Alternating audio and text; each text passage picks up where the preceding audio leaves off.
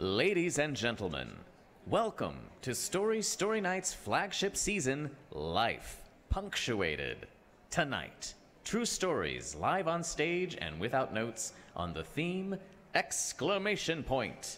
Well, oh, hey. Here is your host, Jody Eichelberger.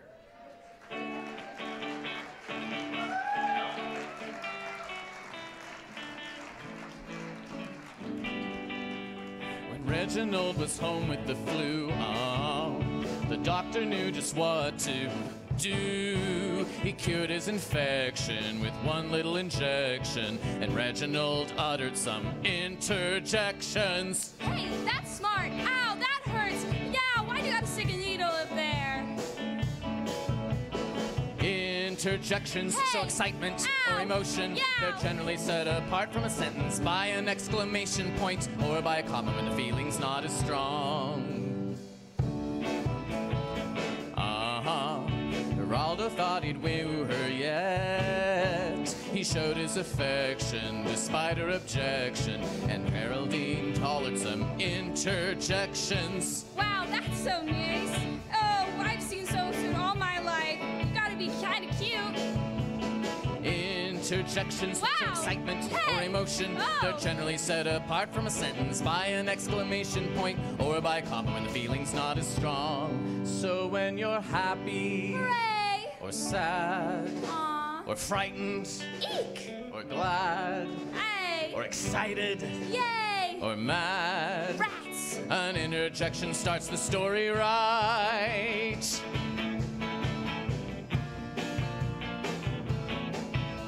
The score was tied at 7-all. When Franklin found he had the ball, he made a connection in the other direction, and the crowd started shouting out interjections. Aw, you threw the wrong way! Darn, you lost the game! Hooray, I'm for the other team. Interjections show excitement darn, or emotion. hey. They're generally set apart from the sentence by an exclamation point or by a comma when the feeling's not as strong. So when you're happy, Hooray! or sad, Aw. or frightened, Eek! or mad, Rats! or excited, Yay! or glad, Wow! an interjection starts the story right. Interjections show excitement or emotion. They're generally set apart from a sentence by an exclamation point or by a comma when the feeling's not as strong. Interjections show excitement or emotion. Hallelujah, hallelujah, hallelujah, yeah.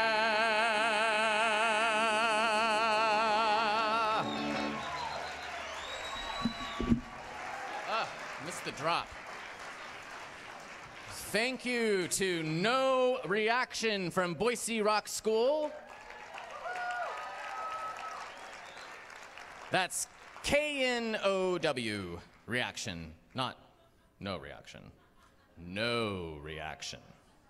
This band has been together since 2011 in various forms. I think the oldest member right now is 17, so what, you started when you were like 12 or 13 or something? And the band was originally formed because I think the family had 3 kids in it, and the parents only wanted to take them to one music lesson. So they all went together in the car. It's Jillian, Jackson, Jay, and Zach. But Zach had to go to college, so they needed to replace him with another non-J name. So what's the new non-J name? Seth. So now it's Jillian, Jackson, Jay, and Seth. I can't be an official member of the band because I am Jody Eichelberger, and they've already filled all their J quotas, so I'm out. Thank you for being here. Welcome to Story Night, Life Punctuated, where we tell true stories on a theme without notes. Tonight, our theme, exclamation point. People often ask me where I get the ideas for the themes for our season, but before we get to that, first I need your help thanking our sponsors for tonight. Our season sponsor Andrea Pettit Realty Group. And our show sponsor, Apple Plumbing and Remodeling.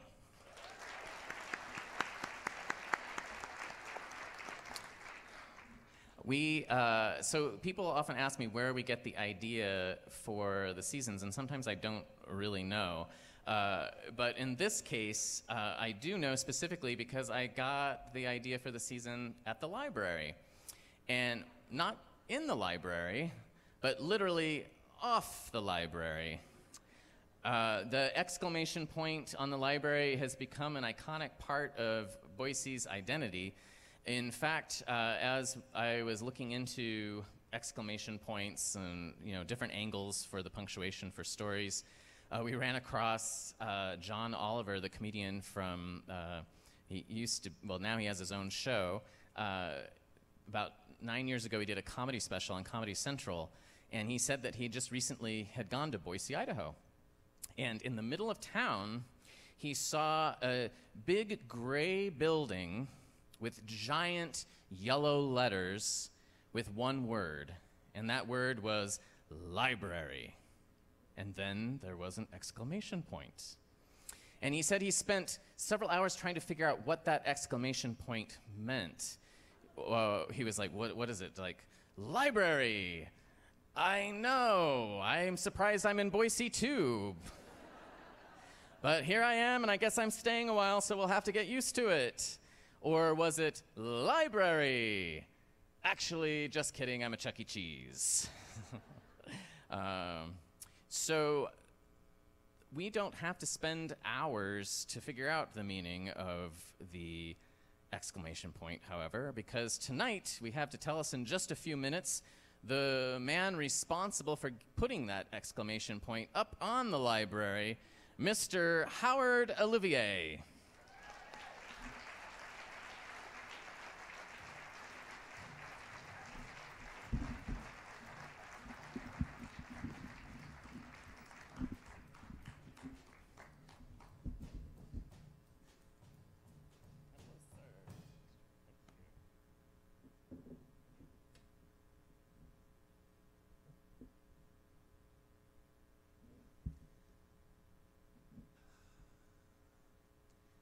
I've been excited about the Boise Public Library since 1984.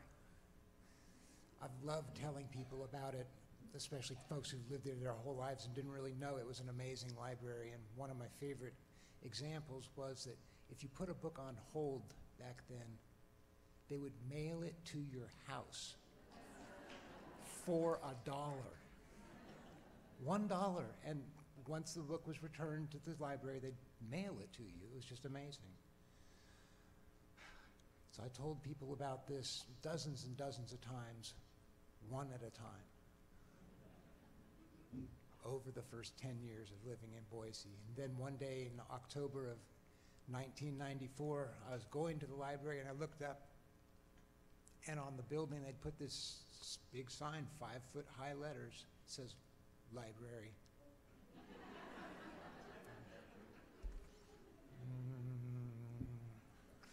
I said, it's a better library than that. So I went inside and went upstairs and found Ann Abrams, who was the marketing lady, and said, it's a better library than that sign says. I said, I think it needs an exclamation point. And she right away goes, I think you're right.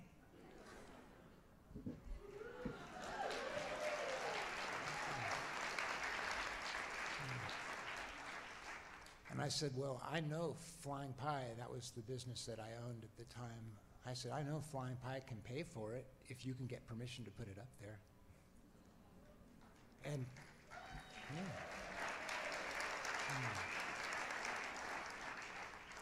And so she said she'd see what she could do, and within 3 weeks, she called and said, this gift would be welcome, please make it happen. So we called our sign company and ordered 2 5-foot-tall exclamation points. And we had them added to the sign, but they covered the whole thing, the whole word library plus the exclamation point. They covered it in wrapping paper and a giant bow for, you know, kind of a theatrical thing. And so in January of '95, we had the big unveiling, and all the media was there, all three. Remember when there was 3 networks? They were all there. And it was really exciting, and everyone was happy. And we thought, we're done. It's happily ever after from here. Until it turned out that a lot of people loved what we had done, but about 1 out of 5 people hated the exclamation point. It was inappropriate. It was unprofessional. It was self-congratulatory. It was puffery. Oh my. We got comment cards, lots of positive ones, but lots of people who were very unhappy. We got one long, like an essay comment card at Flying Pie from Dave Bieter.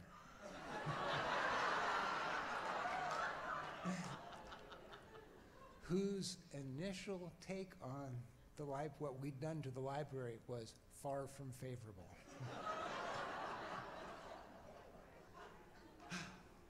But he left his name and address, and so I wrote back to him, and that was that for that time.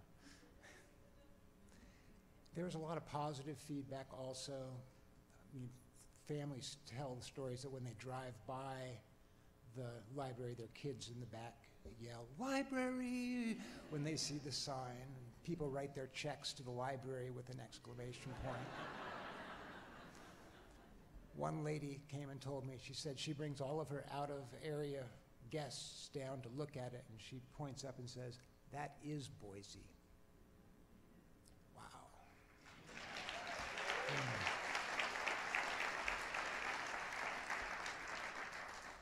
And so the deal with the exclamation point is that it's about the heart of the library, not the physical building. The physical building is a repurposed hardware store warehouse. Not very interesting. But what the exclamation point hints at is the lively possibilities inside the library. And that's been true for 23 years now. One of my favorite stories, Jody Vestal was a librarian for many years, and I worked with her on some roomie night programs. When she first met me, she said, "Thank you so much for the exclamation point." She says, "Every time I come to work, it reminds me I'm supposed to be amazing." So I'm just grateful that we have that wonderful of a library to enjoy for so many years. Thank you.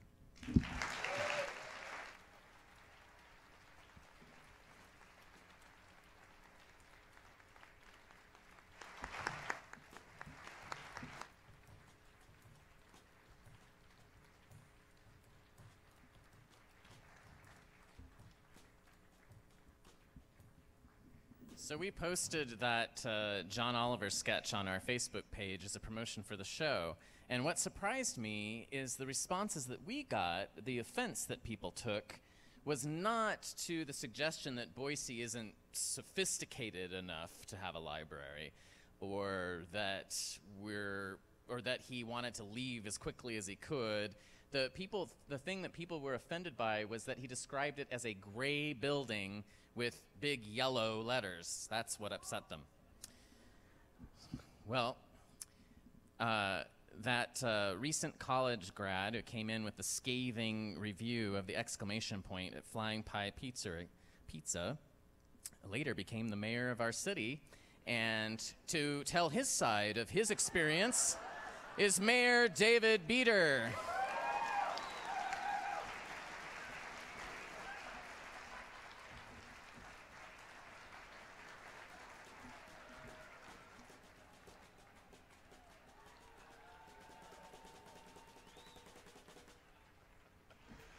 Oh, my.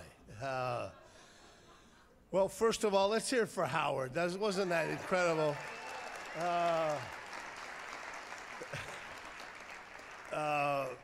Couple other folks, always thank the band. They were great, weren't they? They were wonderful. Didn't we all really want to be rock stars when we grew up, and they're actually going to be that, so, oh my. I have to both eat crow and try to explain myself at the same time here tonight. But I tell you, I've spoken I've been the mayor for 14 years. I've spoken in front of groups of 1,000 people. I once spoke to a group of about 5,000 people. But I've never been more intimidated than 350 storytellers when you got to come up here and tell a story. So bear with me. Howard is absolutely right. Some years ago, I'm glad he remembers it was 20. I thought that was about right. Incidentally, Howard, my in-laws are the biggest flying pie fans that you could find. And I was trying to woo my wife then, so we went to Flying Pie, and that helped the cause incredibly. But they had this little Flying Pie newsletter. And I learned at that time that Howard was responsible for the exclamation point. And a recent college grad, thank you for that, but I was not that recent a college grad 20 years ago. But I thought to myself, they had a nice newsletter with all these glowing things, and Howard told us in the newsletter that he was the one who thought up the exclamation point, and there was a comment section. And I don't remember it as an essay, Howard, but let's just say a paragraph. And I thought, I'm gonna weigh in right now. Because I thought, what self-respecting library needs punctuation? And that's more or less what I wrote. If you're a great library, you don't need punctuation. Since then, in my defense, let's talk about some of the other exclamation using groups. One pretty good one, Earth First. You guys don't even know Earth First. But they had an exclamation point, but then we go to the other end of the spectrum, and the presidential primary just completed. Who used an exclamation point? Jeb Bush. His official logo was Jeb with an exclamation point. So that's as close as I'm going to get for giving myself some space. So fast forward to 2003, and I was fortunate enough to be elected. And I thought, I am going to go after that exclamation point. And I am going to get rid of that sucker. And I learned in about an hour and a half of being the mayor that the exclamation point is beloved in the city of Boise. And I am not the sharpest knife in the drawer, but I haven't lasted this long by taking on iconic symbols of the city of Boise.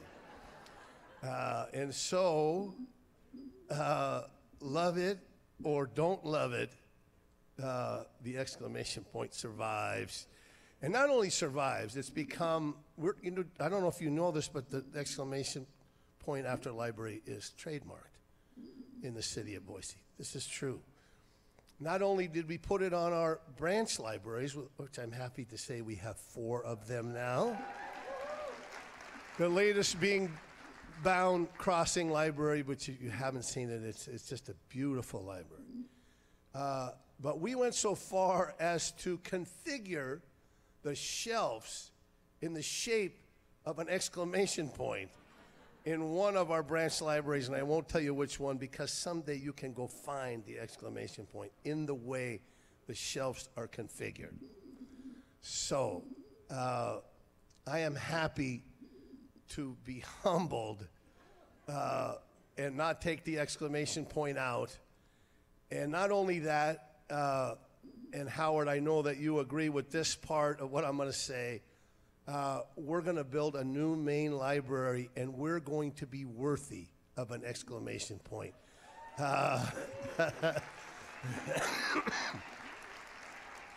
And we hope not just with what's inside, which is the most important part, but a building that says this is a community that loves learning. This is a community that loves public spaces, because a library is the most democratic, small d democratic, because all you have to do is show up and go in. And we need those spaces so desperately. And we need spaces that pull us up and inspire us, and inspire especially our young people, and have great spaces to get together and to convene and do all the great things that libraries do. So I am happy to eat crow and to pull away from the exclamation point and to love it as much as you all do, and almost as much as Howard does. And let's hope by 2020 we have a new main library that we're all so proud of. So thank you very much, Story. Keep doing what you're doing, and we'll see you again.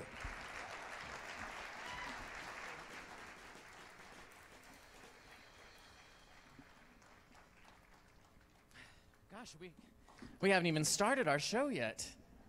Here we go. Let's bring up our featured storytellers. Now we're going to switch from a physical exclamation point on a building to the exclamation point in people's lives. And so we have tonight the effect of an exclamation point, a woman who a comment turned her life into an exclamation point, Mrs. Yao Yin.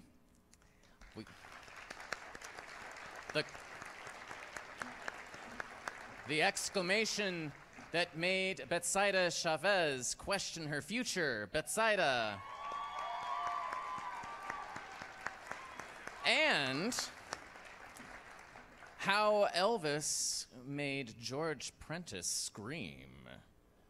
Mr. George Prentiss.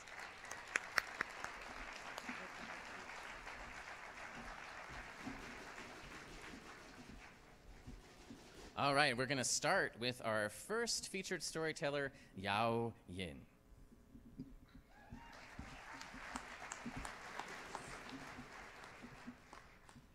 My name's Yao Yin. My life right now is an exclamation point.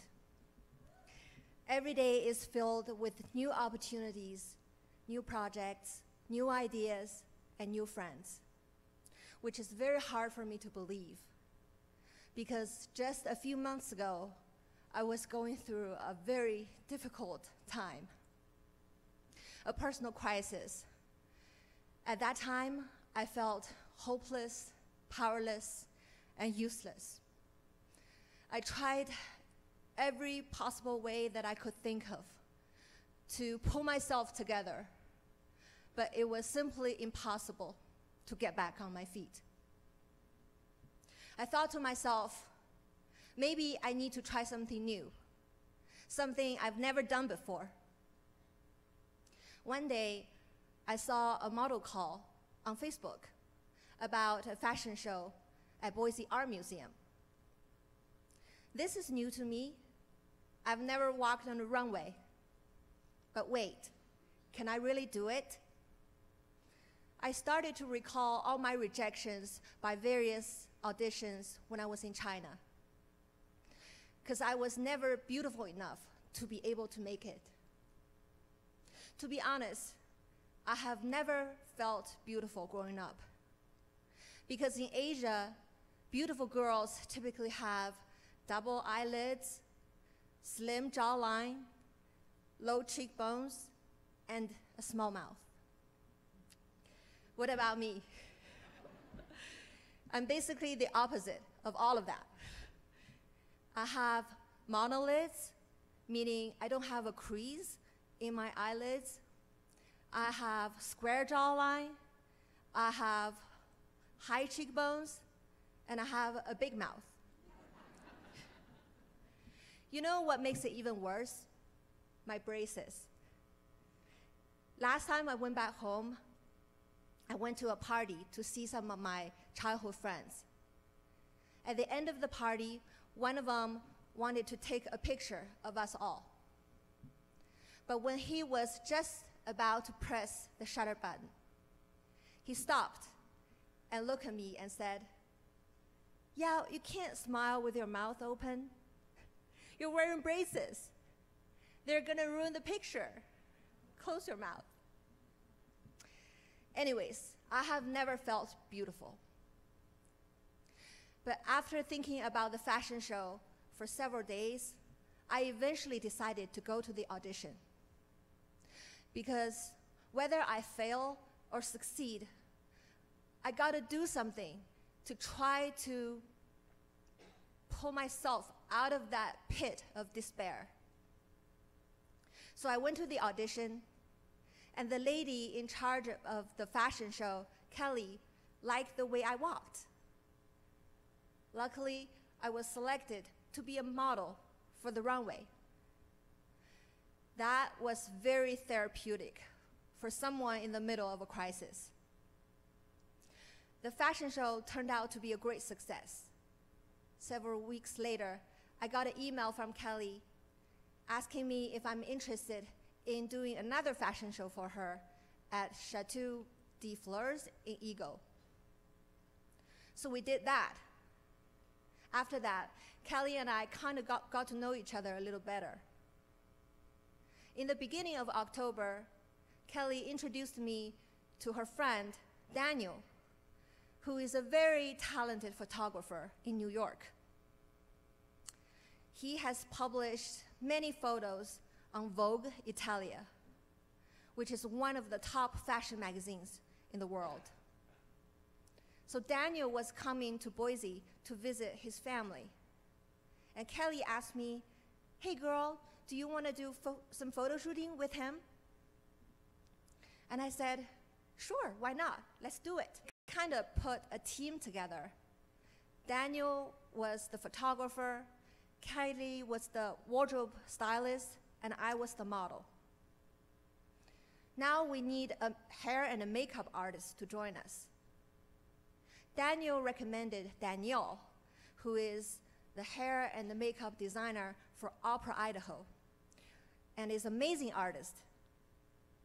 During the photo shoot, Danielle made a very interesting comment about my appearance. She said, "Wow, your monoliths are so pretty." I was totally shocked, because nobody has ever said that to me before. Then she continued, "Your square jaw and high cheekbones are beautiful too. They allow me to create different looks for you. Not everyone can have different looks in one person." Eventually, we ended up doing 4 different looks with 4 sets of outfits. The first outfit was a denim outfit where I was wearing a light blue shirt, a denim jacket, a pair of jeans, and a pair of black boots. That outfit probably matched my real personality most closely: casual and laid back. The second outfit included a red sweater, a pair of orange pants, and a dark green trench coat. I looked serious and mature in that. The third set was a full-length floral dress with burgundy knee-high boots. That outfit was the least like me. Sexy and exotic. Oh, by the way, my hair was crimped. I felt like I came from Tahiti. The last set was an all-black outfit where I was wearing smoky eye makeup and a black dress. Chic and sophisticated. The photo shoot was very successful, and the photos got viral on the internet overnight. Since then, doors have started opening for me, and I got contacted by photographers, event coordinators, show managers, etc., etc. For example, 2 weeks ago, I was modeling for Boise Camera Club's photography workshop that happened right here at Jump. It's interesting, during the workshop, several photographers asked me to show my braces when I smiled, because they thought it was kind of cute. Last week, I was singing a Chinese duet song with my friend Jenny for the Festival of Trees. And in 2 weeks, I'll be acting in a musical called Traditions of Christmas at Nampa Civic Center. In that musical, I'll be playing several roles. And one of them is a grandma who got hit by a reindeer. And I have to play dead on the stage for 2 minutes without moving a muscle.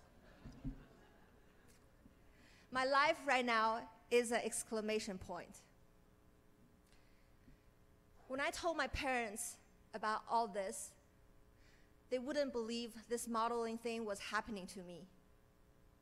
My dad even said, not in a million years did he ever imagine that I could become a model. Because nobody in the family is a model, and this has never been in the family sphere. Both of my parents are engineers. They instilled the importance of education into my brain since when I was very, very young. So I kept studying, and earned my academic degrees one after another, without seriously considering or pursuing other interests like modeling. Plus, I wasn't thought of as beautiful anyways, so I didn't know that I could actually do it. I guess from my modeling experience, I have learned that we don't always have to be defined by our family traditions. When everybody else is a scientist or engineer, you can definitely try something different. We don't always have to be held to the same beauty standards. Some people may not like monolids, while others may find them just gorgeous. And we don't always have to be limited to what we have been doing. Just because I have been 100% focused on science doesn't mean I cannot branch out or explore new areas moving forward. An open mind for the future has allowed me to open doors. Now I'm excited and curious to see what lies ahead. Thank you.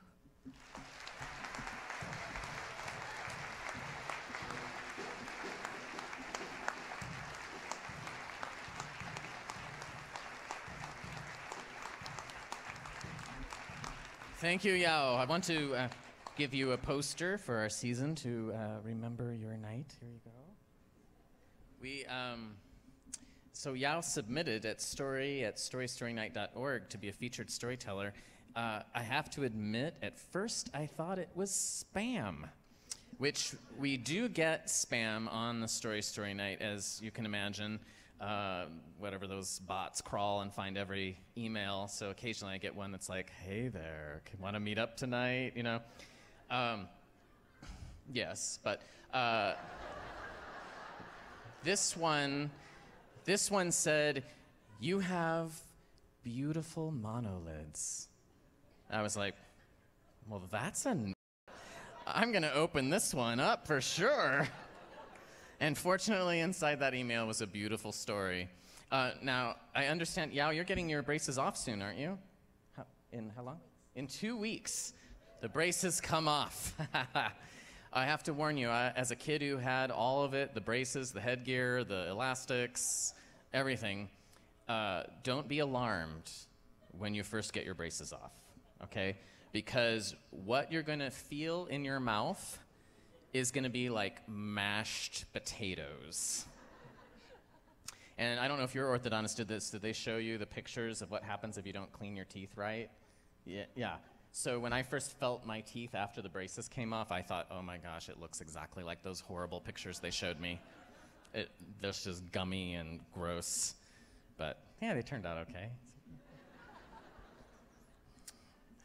All right, let's move to our next featured storyteller.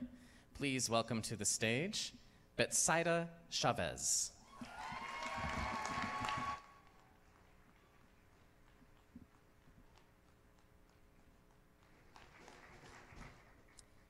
I was about to enter my senior year of college at the College of Idaho, and my friends and I would have conversations about our dreams and our careers and our goals.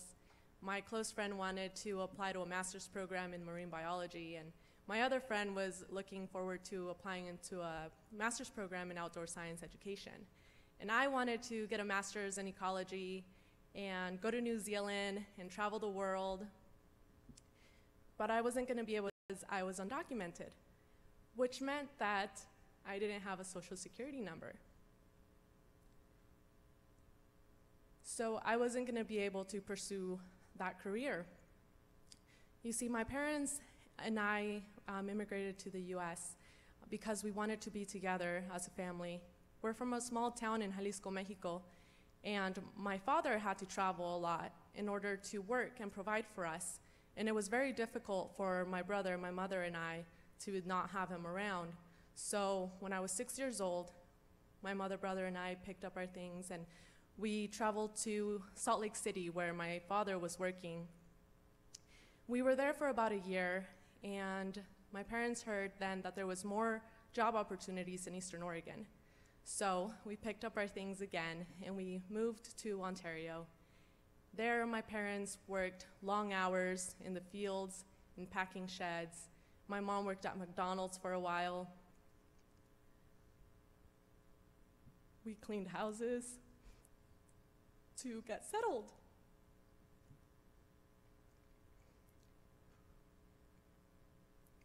My mom always told me, if you work hard in school and you push yourself, dream big and you'll be able to accomplish anything that you want.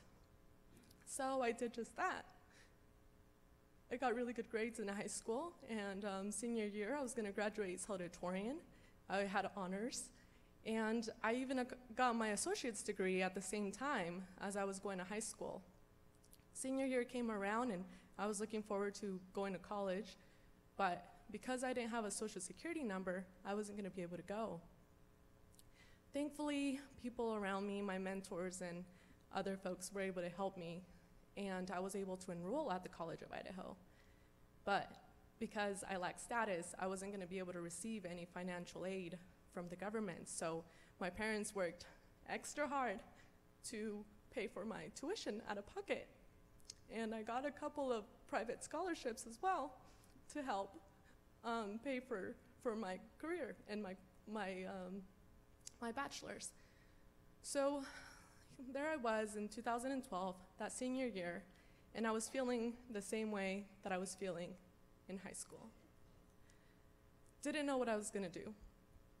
I didn't have a social security number. I didn't have,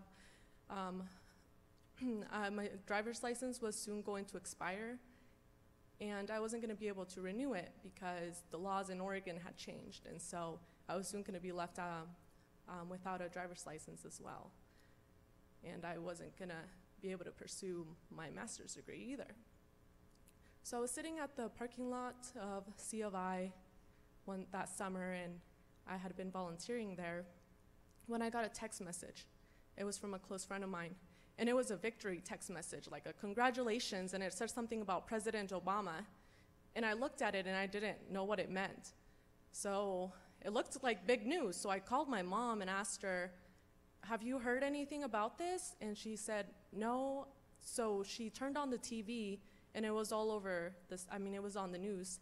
And we looked further into it, and it turns out that President Obama had taken executive action, and he had signed a program into place that was called Deferred Action for Childhood Arrivals. This program was gonna allow certain people that met certain requirements to be able to be protected from deportation. You'd be able to get a social security number and an authorization card so you could work. And it was gonna be a 2-year program, so you would have to be renewing every 2 years. You wouldn't be able to travel outside of the US though, because unless you had permission, but coming back in would be risky. But we looked into it and I fulfilled all the requirements, so we gathered all the documents and which was a lot, and we put them in an envelope along with a check for $500 around there for the application fee. And as soon as that date came up that like we would be able to send the application in, we were on it. So we sent it in, and a little bit later I got my fingerprints taken, and then I waited. A couple months later, I received a letter from immigration, and it said that I had been approved. Right after that, I got a worker authorization card. So I was gonna be able to get a job. And that was huge for me. I mean, that was a life changer. So I was finishing up college, and right away I got a job. So I was doing both. And then after I graduated from C of I worked in the sciences for about a year. But then I had this urge that I just wanted to help others. And I signed up to do a year of service through a program. And they sent me to the New Zealand of the US, Nashville, Tennessee. So I ended up in Nashville doing social justice work, and I was there for about 2 years, and I loved it. I was doing a job that I was passionate in. I was traveling, and really I was taking advantage of all the doors that DACA was opening for me. It felt like I fit in, like I was a part of society here, and I was being welcomed. It was just the best feeling. And so then I had this new career goal. I wanted to become a lawyer. So I came back to Idaho. I was out in Ontario for a little bit, and around that was last summer. So around that time, presidential elections were happening. And there was rumors that one of our candidates, Donald Trump, was going to get rid of DACA as soon as he became president. I was terrified. I thought, what if that happens? Does that mean that like immigration can come? Because they have all my information, so can they just come knock on my door and send me away? That's gonna mean I can't pursue school. So I was really nervous, but I was staying hopeful. And so he was elected president. He took a look at the issue and decided that he wasn't gonna get rid of it. Whew, huge relief came over me. At this point, I was feeling pretty excited, and around a little before September, well, before then, I started law school. So now I'm a first-year law student at the University of Idaho here. And thank you.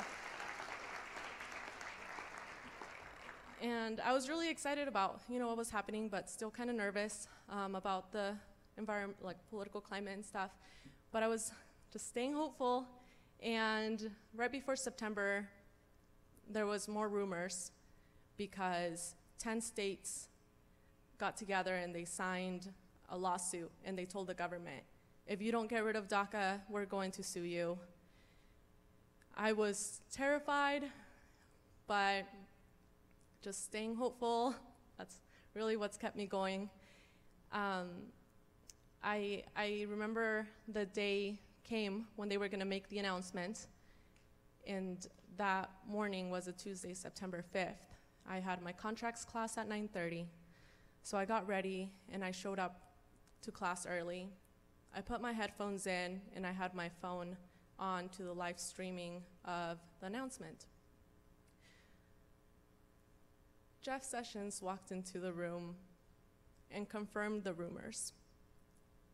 He terminated DACA.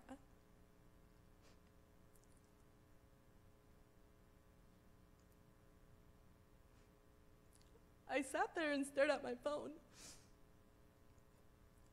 I thought, he's gonna come back and make it better. I was in denial that that had happened. But he didn't come back. So I removed my headphones, I put my phone away, and tried to concentrate and put my thoughts together because class was about to start. And it hasn't gotten any better. You know, a week went by, and up until now, I've been struggling. If it wasn't for weekly therapy sessions, I don't know where my mental health would be right now. And this is a situation that 3,000 recipients are in here in the state of Idaho. There's about 750,000 of us throughout the country. And starting on March 6th, if Congress doesn't take action and do something to help, like if they don't pass a clean act, I might have to leave. Because that March 6th date, people will start losing status every single day. And my day's gonna come. It comes next December before Christmas. That means that I might not be able to finish law school, and I might not become a lawyer and continue helping people. And it means that I might have to go back to Mexico, where I only have very vague memories of. I've never been anywhere else other than here. And I think the thing that's gonna hurt the most is leaving my family, because we came here to be together, and now I might have to leave. A few weeks ago, I went home, and my niece, who's 9 years old, told me that in school they had an assignment to draw a picture of the person that they find the most inspirational.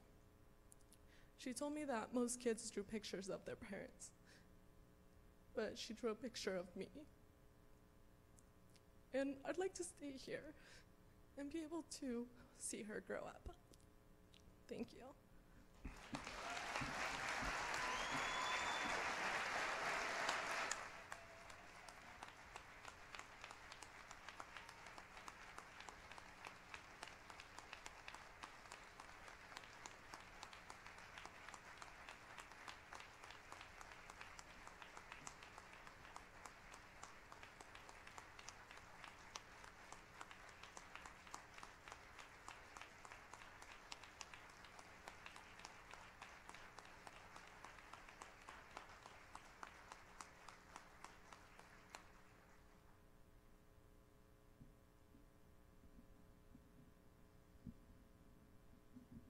Well, this is going to be a rough transition.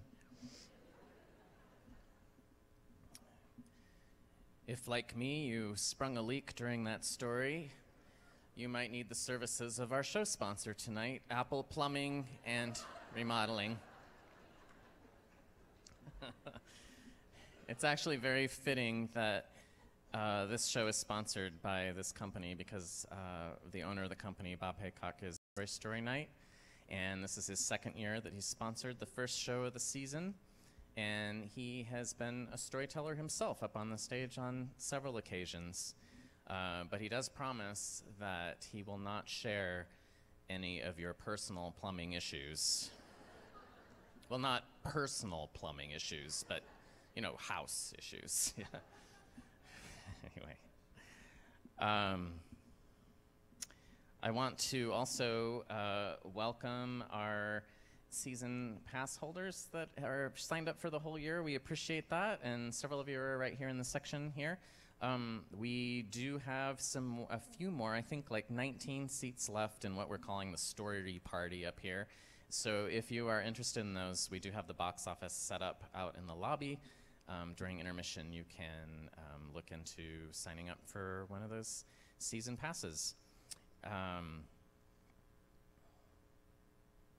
As Betsaida's story demonstrated, the exclamation point has both a positive exclamation and also a negative exclamation.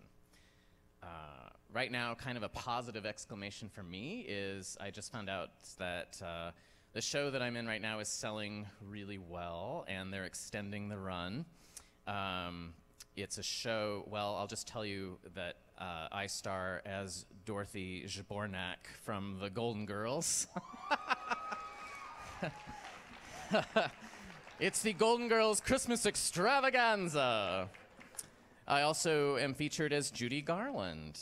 Now, does the band know who Judy Garland is? Do you know?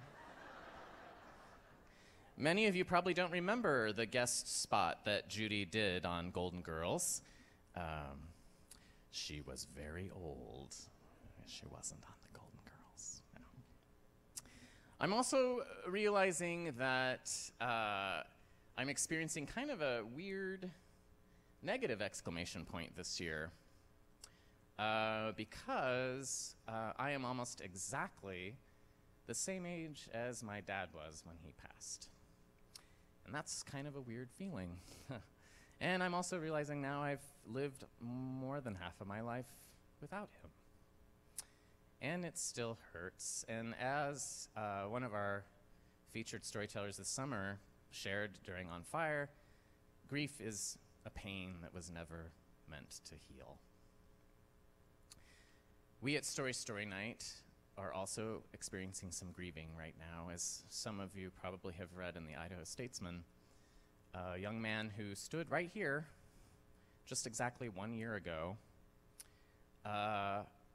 He shared an amazing story about how he was having a personal crisis and struggling with mental health, and tried to take his life by jumping off that parking garage right there off the 8th floor. And what many would call a miracle stopped him from jumping off of that building. He shared that story here a year ago, and he inspired so many people, and that was the beginning of a public speaking campaign that he continued to do to promote teen suicide prevention. He spoke at other events, he spoke to schools, he spoke to people one-on-one. This Thanksgiving, Talyn Owens, with his 2 sisters, was driving to his father's home in a convertible, and he lost control of the car, and the car rolled. He wasn't wearing a seatbelt. He was ejected from the vehicle, and he was killed by the crash. 17 years old, definitely a life gone too soon. If we could take just a moment before we go to intermission, to just have a moment of silence and think about Talyn and his family, but also those of you who were here last year to remember the inspiring words that he shared with us.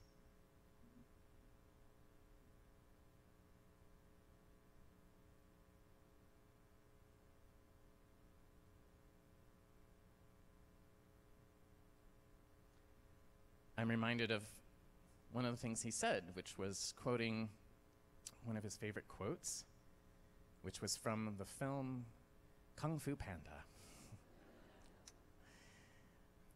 The past is history, the future is a mystery, today is a gift. I guess that's why they call it the present. We'll see you in about 10 minutes.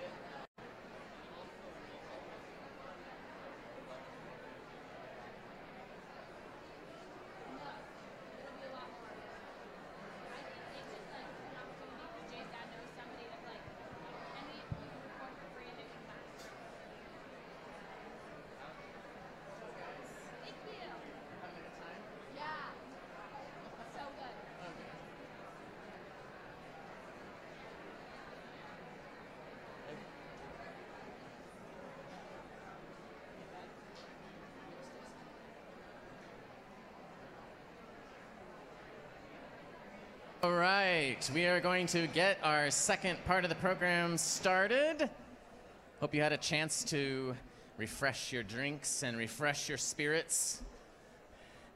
Let's start. We haven't followed our usual pattern tonight, where we have a story slammer in the first act, but there was just so much material that we had to pack in tonight. We skipped that first slammer. But I think we're going to start the second act with a slammer. So if I could have our slammer box to the stage, please. Now, this is our first show of the season, so let's review the rules. You have 5 minutes to tell a story on the theme. Oh, thank you. Here we have it's our slammer home. You have 5 minutes to tell a story on the theme inspired by the exclamation point. I'm your timekeeper, and if you go over time, I'm going to start by muttering interjections to myself from this chair, and they're going to grow louder and louder and louder until, well, let's not get that far, shall we? All right. Aha. It appears before we start our slammers, we have a message from our season sponsor. The Pettit Group is a small, carefully curated team of experienced agents and incredible support staff. Our clients come first every day. Now there's a small list of things they do here. And in honor of tonight's show, I think I will add an exclamation mark to the end, even though they did not. We spread love through real estate. We are great realtors for human beings. We are ridiculously in love with what we do. We listen. This one actually works. We have the world's greatest clients. 3 exclamation points for that. Thank you, Pettit Group, again, for being our season sponsor this year.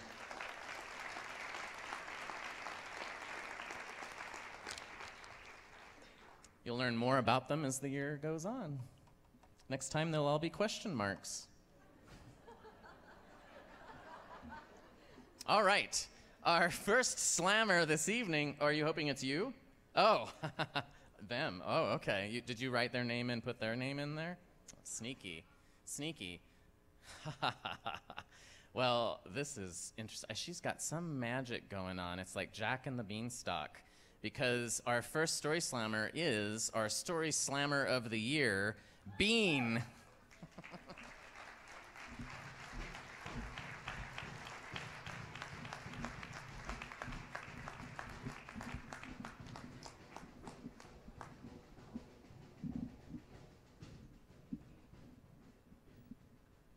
And the Beanstalk. Bean. All right. Oh, you're so funny. Tee-hee. All right, so exclamation point. So I looked up exclamation point, and originally it was to show admiration, and then now we've kind of moved it into excitement. So I thought, what do I admire? And I thought, all the backpacking trips that Danny and I did in Idaho, we've got beautiful mountains and that.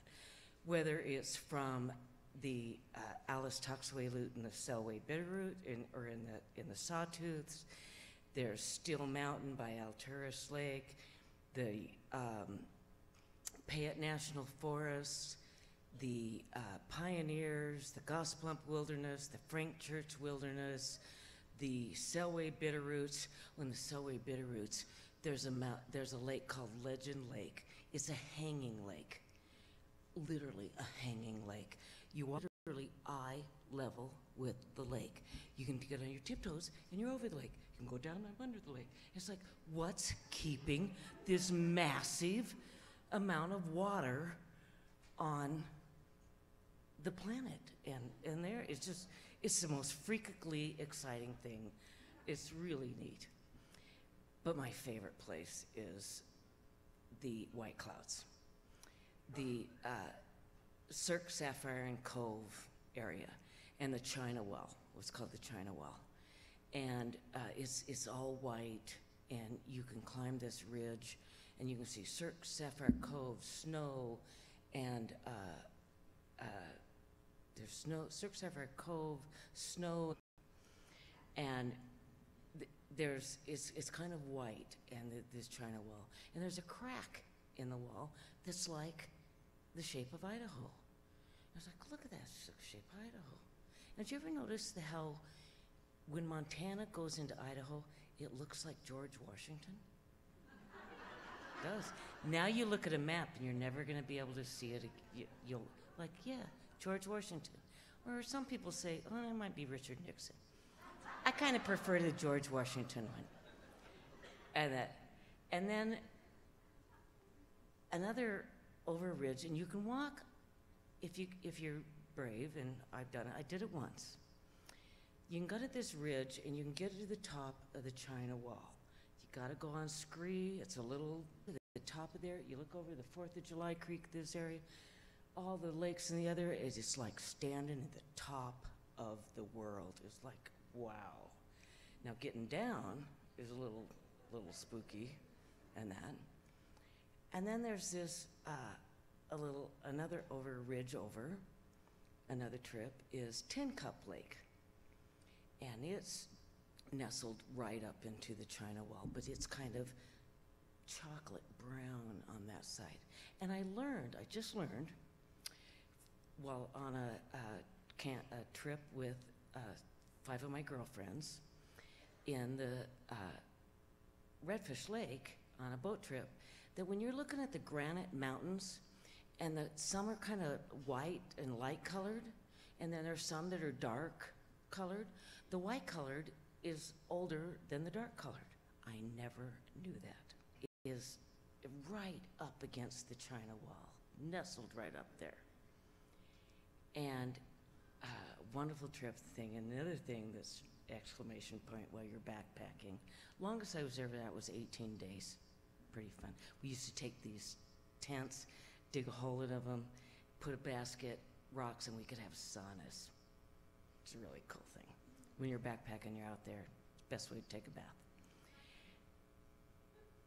But also, what's really fun is taking mushrooms in the mountains when you're there. Yeah, it's pretty cool. September, we were always there September. It was like the little flowers are blooming. The sky is like, where does that blue come from? Oh my God. And then you're walking along, and then there's Gregory the goat walking along, and you're like, oh, look at there's a little goat. You always like, we're 30 feet from him. Thank God we're downwind, he can't see us. You know, and he's just walking along. And then there's Sammy the sheep, you know, he's the thing and that. And I had to go to the bathroom. I'm squatting there, and I look up, and on this rock about 20 feet is this hawk looking down at me. And I'm like, hi, Harry, I'll be done in a minute. But the best was our friend Dale is standing there, and he's going, George. I said, what are you doing? And he said, in the 1930s, they brought up grayling, which a grayling are a trout. They're gray, they're like silver gray, and they've got these silver and raspberry and kind of blue sparkles along their sides.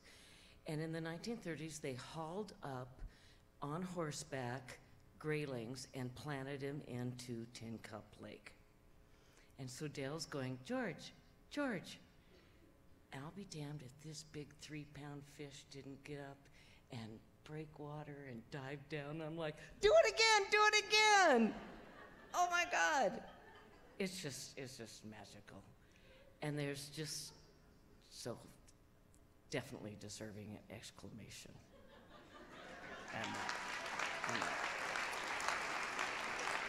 And call your members of Congress and ask them to reinstate DACA.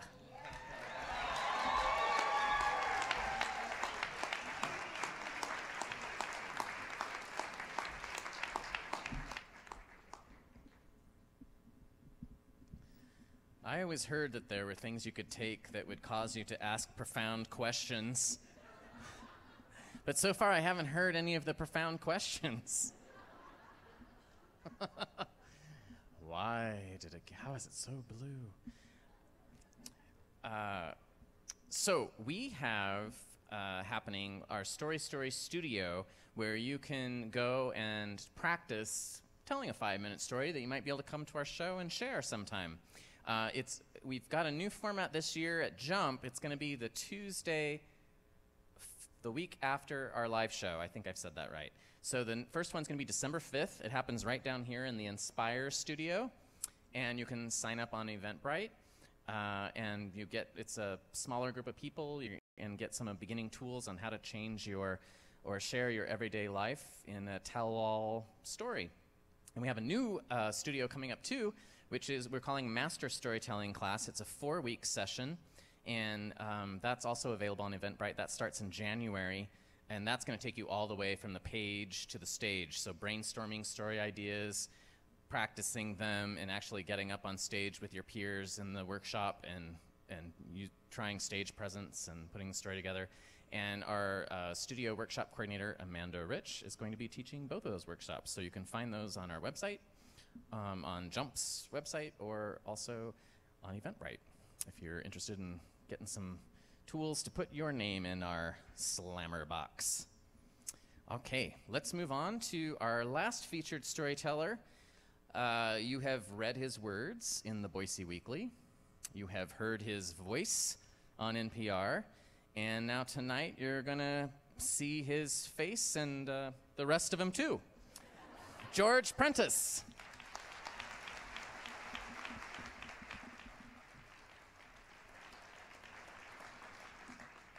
So the people I've told this story to, I could count on 2 hands with a few extra fingers left over.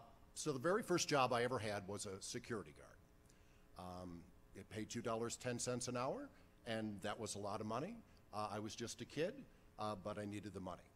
I grew up in Niagara Falls, New York, resort town, and I worked for the Burns International Security Company. And to command respect, the outfit that they give you is jet black pants, white shirt, black tie, fire engine hat that looks like the captain of the Love Boat, and as if that commanded respect. So what that means is you're taking tickets or you're working the stage, and there's rock acts, there's Bob Dylan or Sly and the Family Stone, there's circuses and ice shows that come into town, and oh my gosh, Elvis Presley was coming to town. So this will give you a pretty good indication of how old I am. Elvis was still getting it done. This was the Vegas Elvis, early 70s, and he rarely left Las Vegas. So for him to come to anywhere but Las Vegas was a very big deal. And he was coming to Niagara Falls for 7 shows, 7 nights, 7 shows, pre-internet and opening night.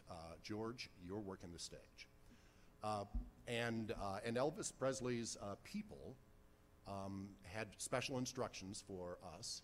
And they said the only words that you can tell people in the audience are, please sit down so everyone can enjoy the show.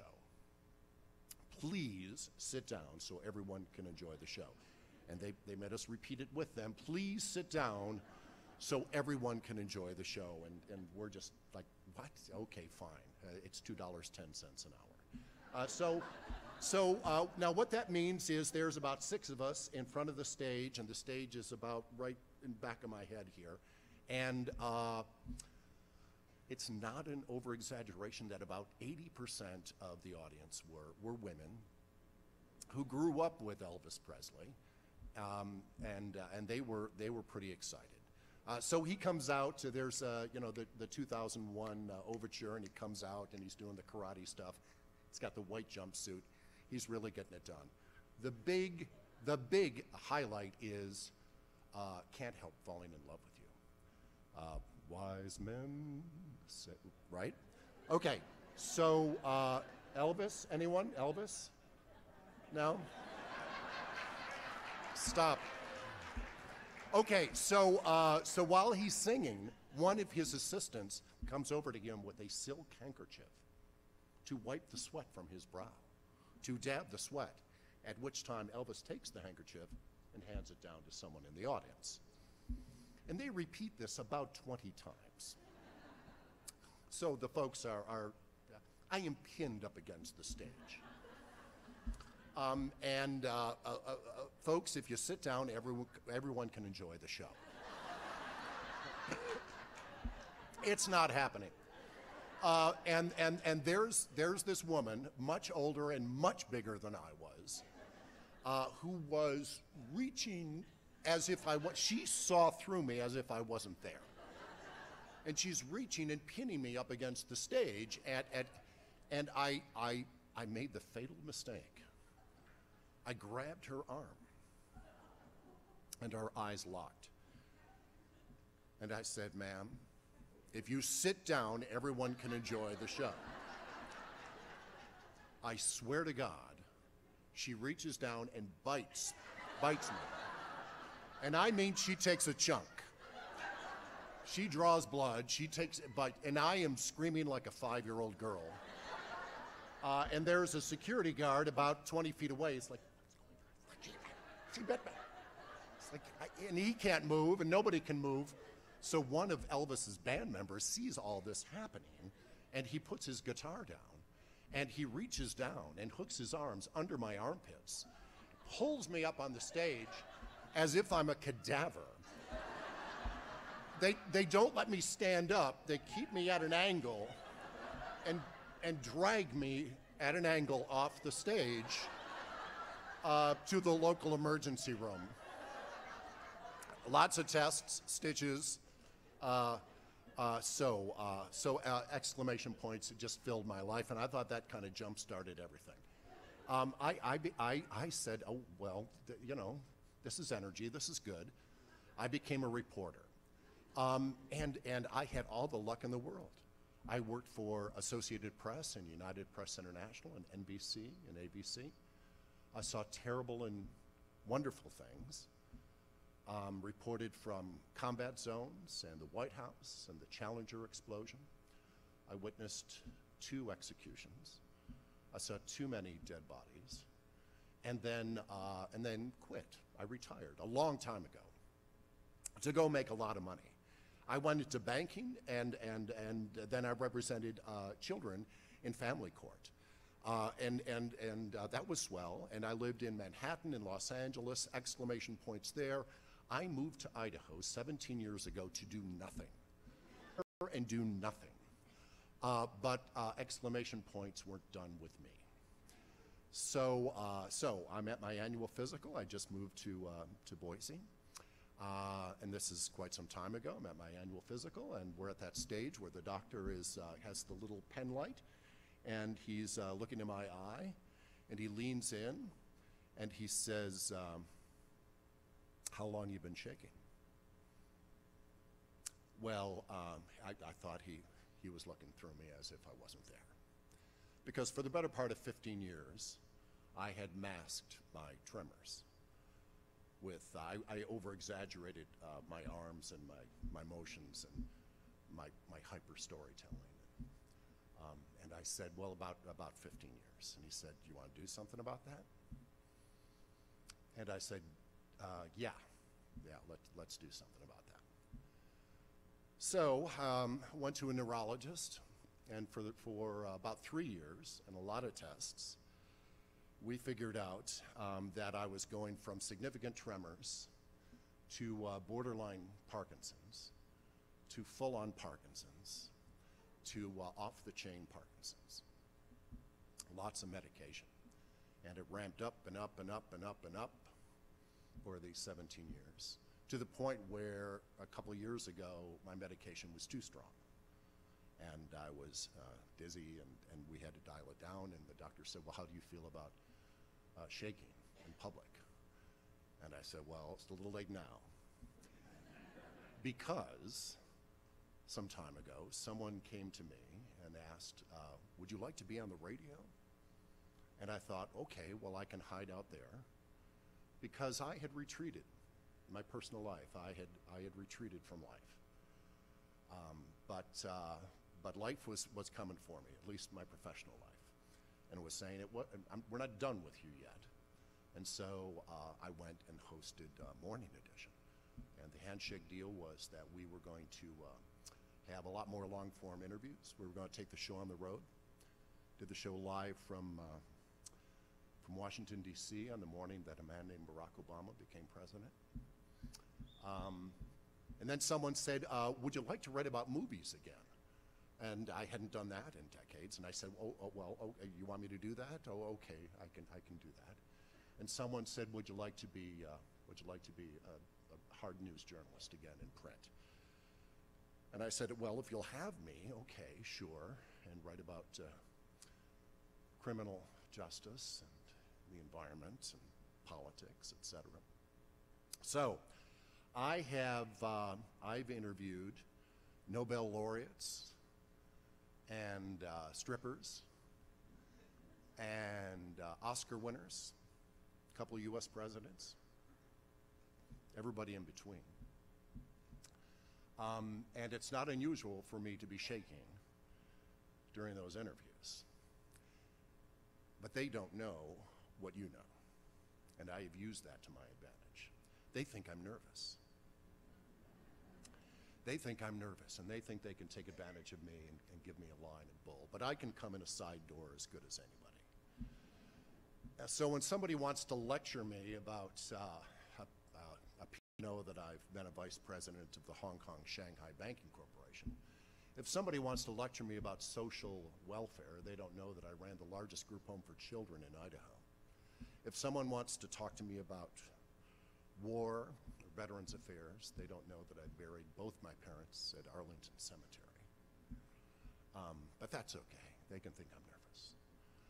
And the people who know this, I could count on one hand, which more often than not is shaking. But I'm not nervous. Thank you.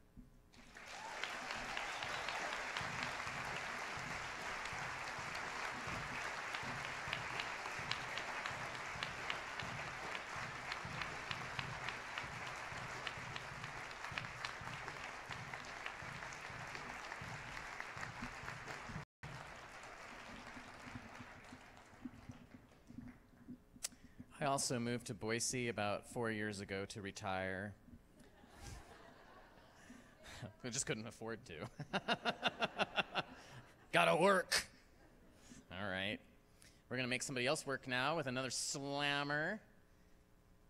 Here they come with the Pettit Group Realty box. All right. Let's see who we got coming up to tell a 5-minute story about an exclamation point. And it's going to be, hopefully there aren't a lot of you out there, Jason.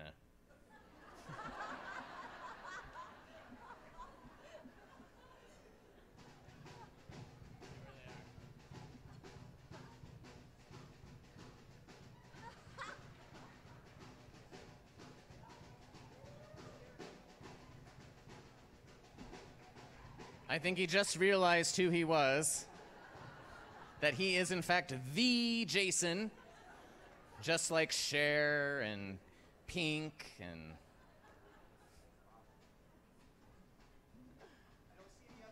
No, you're it. You are the Jason. All right. There you go. So my name's Jason Hudson. And I'm going to ask everybody to imagine a scenario with me real quick.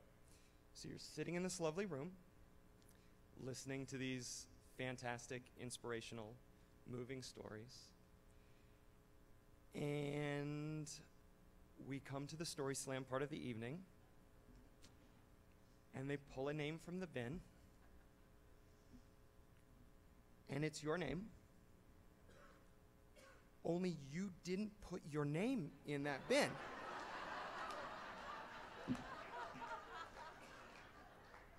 Would the words going through your head end with an exclamation mark?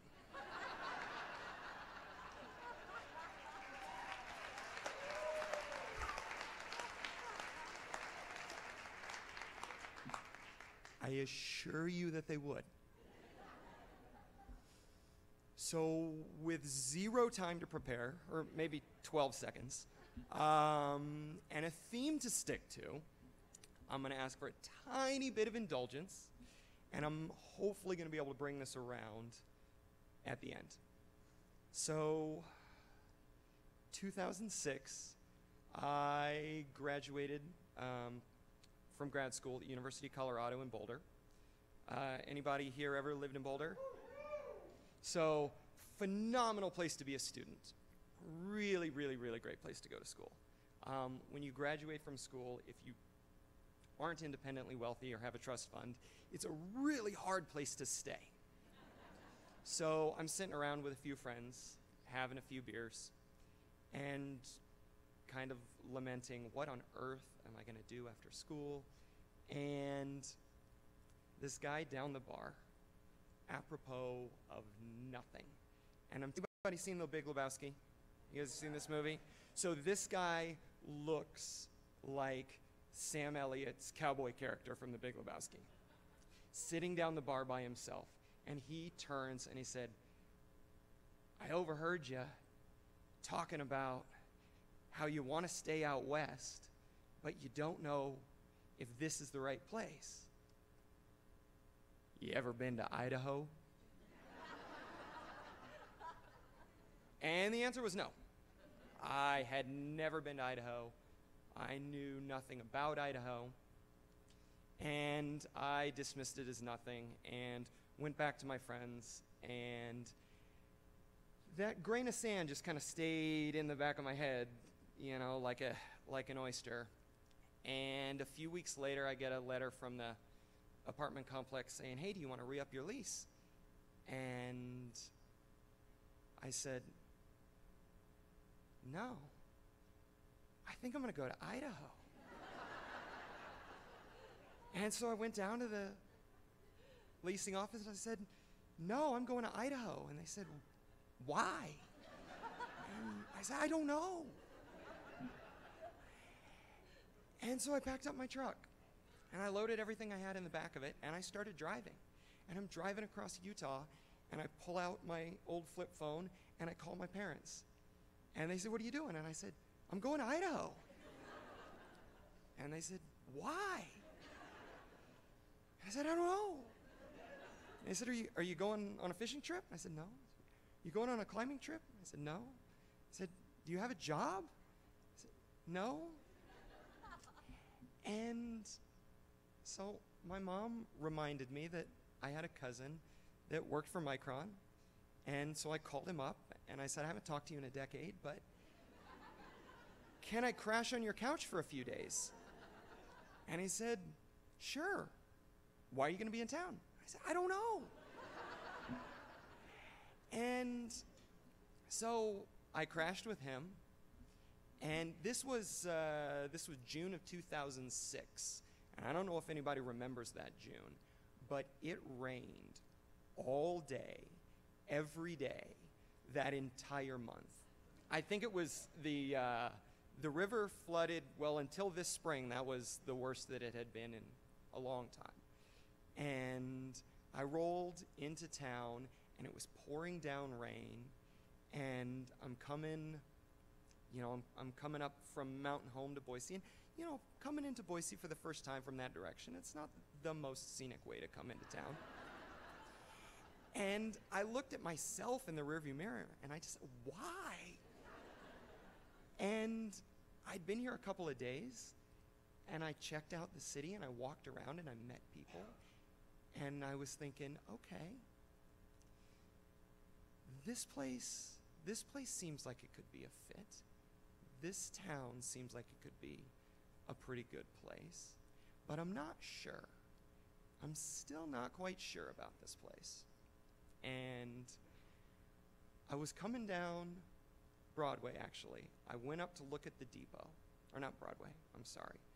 Down Capitol. I went up to look at the depot because I'd heard that's a really cool thing to check out while you're in Boise, and I was totally doing the tourist thing and just kind of trying to figure out what this place was about. And I came down Capitol, and I crossed the river, and I looked at the library. And I saw that sign. And I said, if this is the way that this city feels about its library, now I know why. And I've been here 11 years. Thank you. Thank you. Thank you.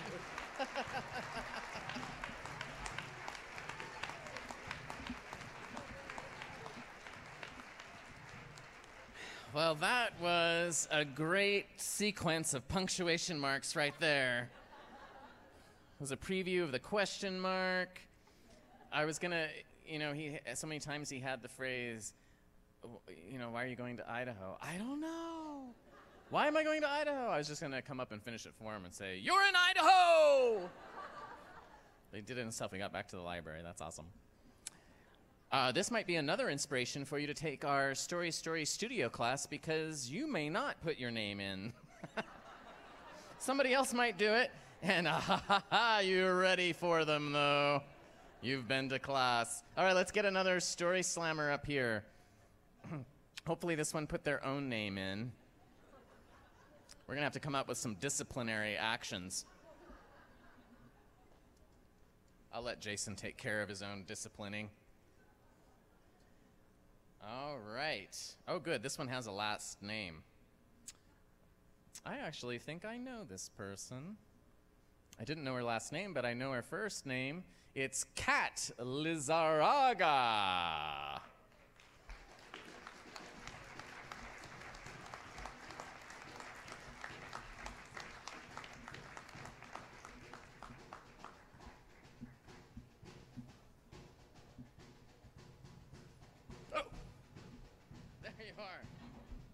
I was practicing for Yao Yin's Christmas show as a toy soldier.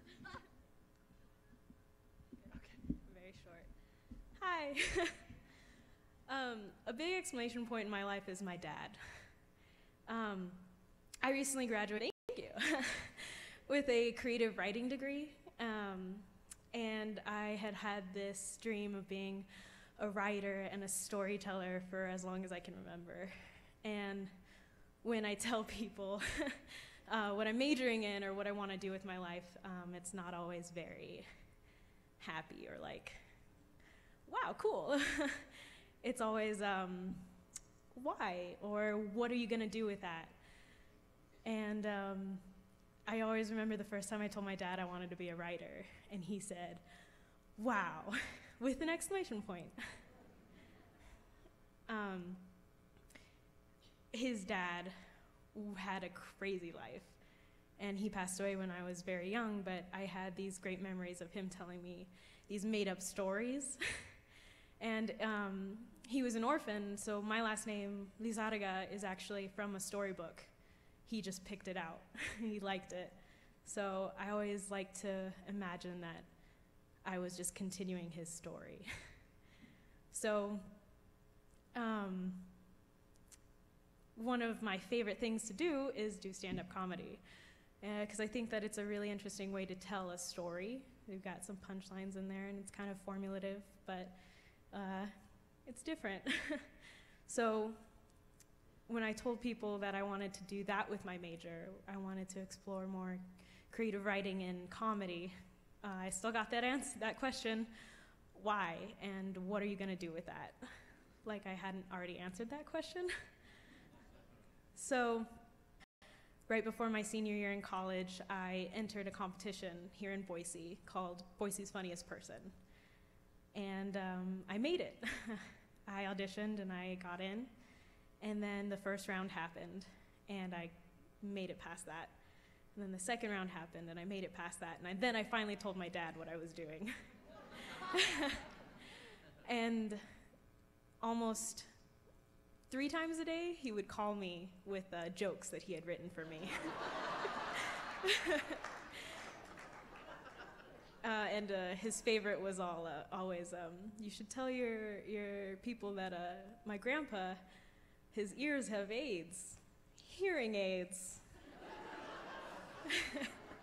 And he still tells me that I should tell that on stage.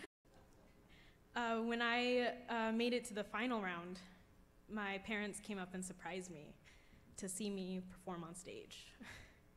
And one thing about my dad is he loves so deeply, but he's not very good with words. So he doesn't tell you outright that he loves you or that he's proud of you.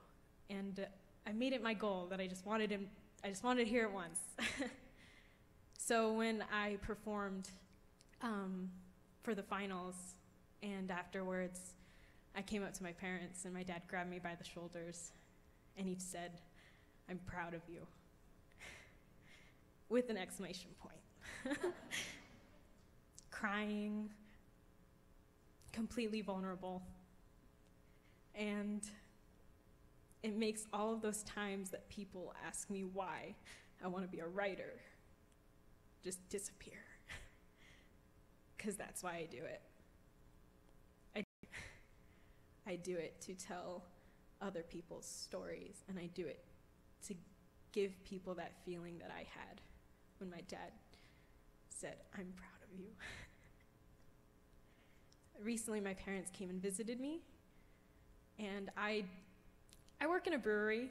It's not exactly what I wanted to do when I graduated, but I'm happy.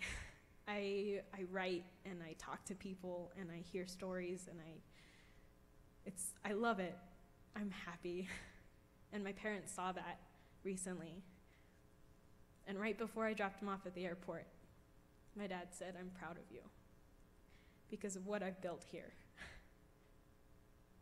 And I love that. My dad is my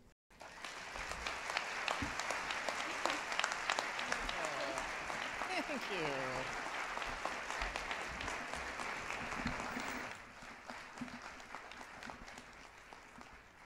Gosh, wouldn't it be nice if before we talk to somebody, we could just give them the punctuation marks they're allowed to use in their response to what we said? That'd be handy. It does remind me, it's dangerous because my family is often here in the audience, and I'm just reminded of a story about my mom. I went to grade school in Boise at a school called Cole Christian, and we made it into the regional spelling bee. And I'm not sure why I thought of this. It's something about Kat's story. Anyway, this was an exclamation point that came up after the spelling bee, because I found out that my mom had been reprimanded during the spelling bee and was actually almost kicked out of the competition because she was mouthing the words along with me. She was behind me, so there's no, well, I guess I could have had a mirror on my shoe or something. I don't know. I think we have time for one more slammer, so let's bring that slam box, and I will see if I can spell the word that is in the box. Thank you. Now I'm getting credit cards.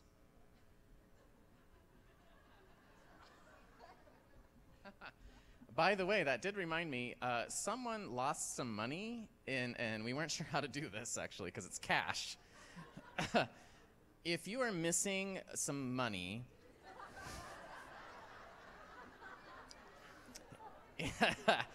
okay, here's the deal. You have to be able to tell them exactly how much is missing, which I don't even know if I was the one who lost it, I don't know if I would know. They have it at the Slammer booth? All right, so this is going to become a game of guess how many gumdrops are in the gumball machine. I'd say start high and work your way down. All right, the word is David Sasso.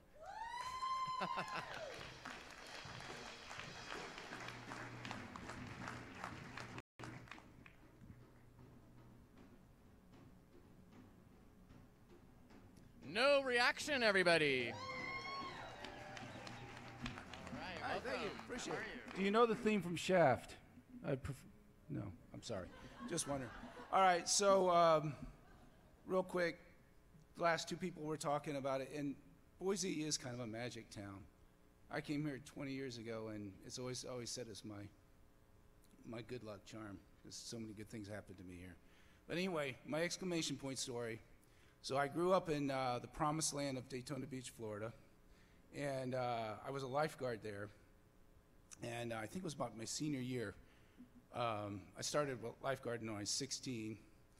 And so anyway, it was like in the fall, you get all these storms, a lot of wind, a lot of waves, and stuff starts washing in. And all these things started washing in, and they look like big shotgun shells.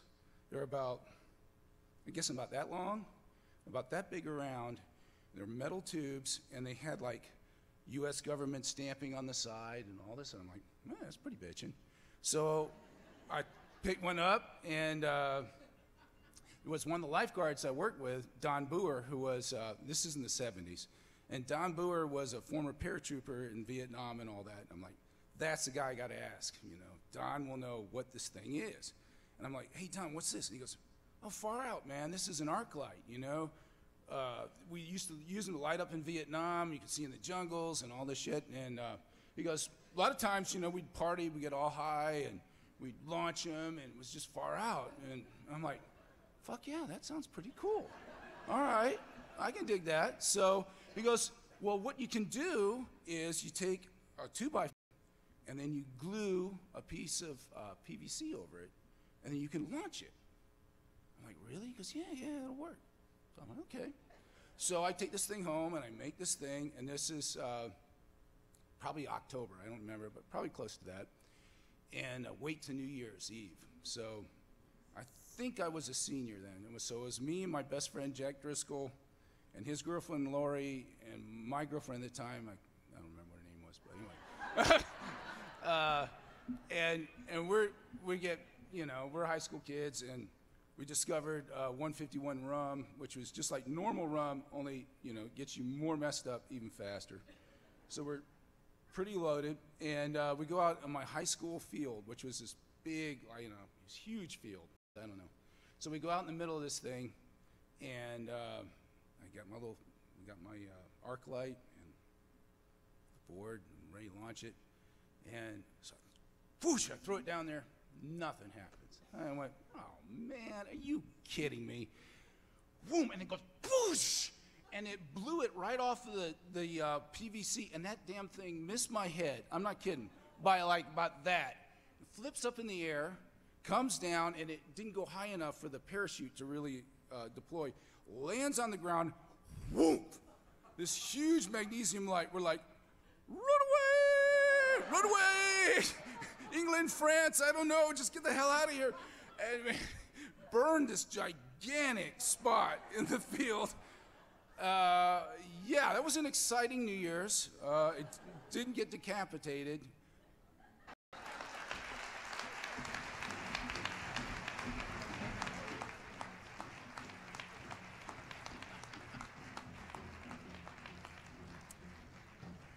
You know, the amazing thing is that girlfriend that he didn't remember the name of, they're married today.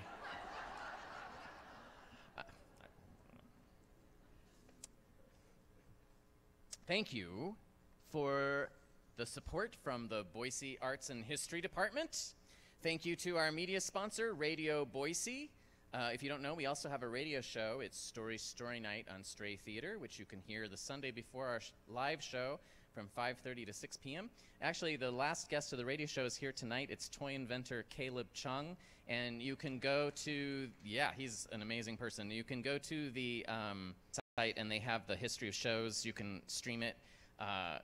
One of the fascinating things in this one was it was from Starry Story Night, Curiosity. So we asked him what he's curious about now, and one of the things that led to is he recently was awarded a patent for something that's completely new. He invented something completely new. And I would love to tell you about what it is. All I can remember is it's like a frictionless gear that Henry Ford gave up on. And anyway, he has the patent for it now. And you can hear about that amazing invention, plus some new things that he's doing. So tune in to Radio Boise for that show.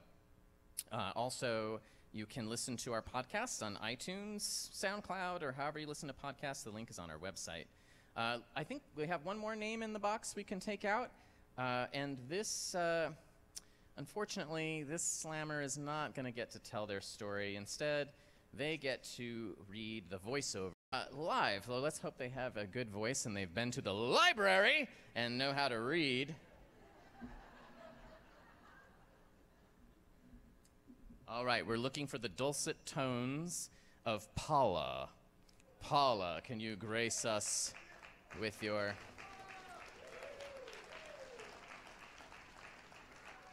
Oh, there she is. All right. Couple of pronunciation points here. So this is Olivier, like the actor. Yeah, okay. All right, that's it. Thank you for big font. Yes. From the island in the desert, it's life, punctuated. You hear true stories on a theme recorded live on stage and without notes from Boise, Idaho. I'm the slammer that just missed sharing my story. Oh, Paula Murphy, says say your name, yeah. On this podcast, special guests Howard Olivier and Mayor Bieter. It's the slam from our flagship season opener, Exclamation Point, held on November 28th, 2017 at Jump! During the slam, we randomly drew names, and the brave few got to use some exclamation points of their own with a hey, oh, wow. I'm going on stage for a 5-minute story, except me. I was the last name. I just got to come up and read this intro, but hey, it's story time. And the story you're not going to hear was about the flying called Fly! Exclamation point, Boise.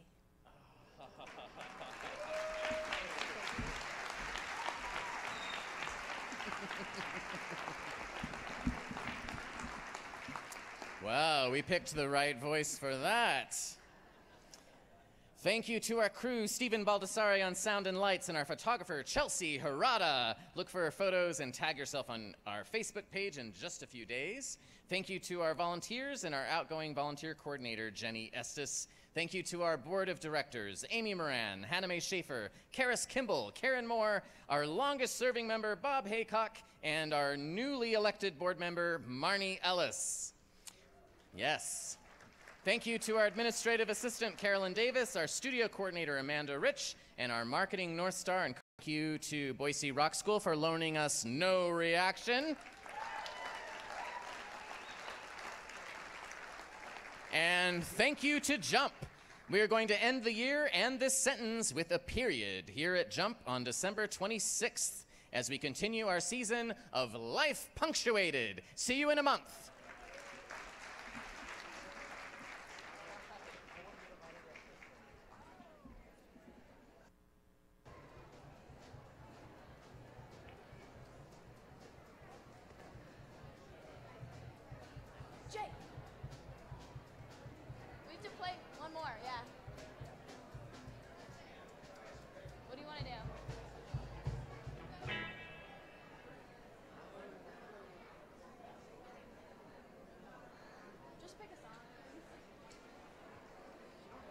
What song do you want to play?